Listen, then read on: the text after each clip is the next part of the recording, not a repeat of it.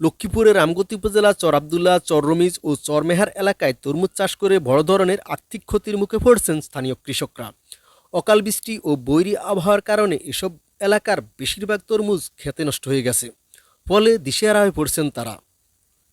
স্থানীয় কৃষকদের সঙ্গে কথা বলে জানা গেছে, চলতি মৌসুমে ভালো ফলনের আশায় তারা বিপুল পরিমাণ অর্থ বিনিয়োগ করেছিলেন। বীজ, সার, কীটনাশক ও শ্রমিক খরচ মিলিয়ে প্রতিকানি জমিতে তাদের ব্যয় হয়েছে ১ থেকে ১.৫ লাখ টাকা। শুরুতে ফলন ভালো হলেও মৌসুমের শেষ দিকে বৃষ্টি ও প্রতিকূল আবহাওয়ায় তরমুজ পচে যাচ্ছে। বেশিরভাগ সময়ই ফসল বাজারে তোলার আগেই নষ্ট হয়ে যায়। এর সঙ্গে যুক্ত হয়েছে তীব্র বাজার সংকট। অন্যদিকে ফলন ভালো হওয়ায় স্থানীয় হাটবাজারগুলোতে সরবরাহ বেড়ে গেছে। ফলে তরমুজের ভালো দামও পাচ্ছেন না চাষিরা। পাশাপাশি ভোলা, বরিশাল ও নোয়াখালী জেলার তরমুজ এই অঞ্চলের বাজারে প্রবেশ করায় স্থানীয় কৃষকের উৎপাদিত তরমুজের দাম আরও কমে গেছে। সব মিলিয়ে বড় ধরনের লোকসানের মুখে পড়ছেন তারা। তরমুজটা জোর লগে সোজা হঁচি গেছে, আমরা কাটিছি হারি না।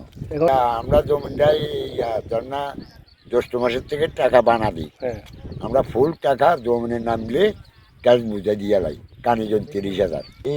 এই রাস্তা আর এই রাস্তা ৩০ কানি। আমরা ৩ মাসের লাই খাই। তাই ফুস মাসে আই আর অঙ্কা চলে যাবো। একটা ৮০০ বছর বাড়া দাম আছে। এবার কি বলা যায় তরমুজ আই সাপ দেয় নেই, আমি তরমুজটা হতে গেছে, ওটার দামটা হাইতেছি না। বললাম না আপনার ৬০ টাকা ১,১২,০০০ করে যদি ধরেন তাহলে আমাকে অর্ধেক দিয়ে আইতেছে না, লোকসান, অর্ধেক লোকসান। এবারে মনে করেন সার আমরা সরকারিভাবে কোনো খাই না, এটা আমরা কিনতো গ্যাস নিয়ে দিই।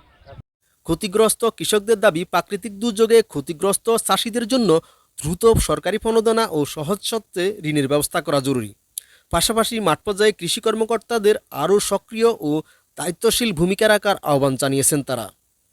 অন্যদিকে কৃষকদের অভিযোগ, উপজেলা কৃষি অফিসের কর্মকর্তারা এসব এলাকায় পরিদর্শনে এলেও তারা কোনো ধরনের কার্যকর পরামর্শ ও সহায়তা পাননি।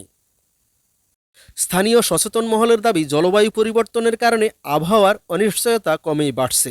এমন পরিস্থিতিতে কৃষকদের টিকিয়ে রাখতে টেকসই কৃষি ব্যবস্থাপনা, আগাম সতর্কতা এবং কার্যকর ঝুঁকি ব্যবস্থাপনা এখন সময়ের সবচেয়ে বড় দাবি। সারোয়ার মিরন, রামগতি, লক্ষ্মীপুর।